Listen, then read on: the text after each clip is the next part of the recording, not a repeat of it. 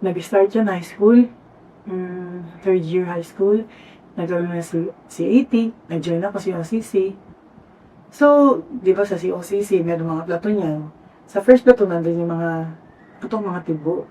So, parang hinahaya ko sila. Maganda to nakagaya nga. Ayun, binisigyan akong Jake doon sa drama na ginagawa namin. So, from that time, tinawagan na akong Jake. Right? From Sylvia to Jake. Pinatunayan ko na yung pagiging tibo-tibuan. Tapos, karanon, nagkaroon ako ng gusto sa isang babae. Try ko babae. Nagkaroon ako ng relationship 5 years. Kasi isang umaga, nagising na pag ayaw ko na ng babae. Gusto ko na ng lalaki. Gusto ko na siya. So, ayun, nagbago ko dahil sa kanya. Pero, dumating yung panahon na nagkaharap na kami, nakikita ko pa rin yung mga nagiging girlfriend ko. Kamusta ka na?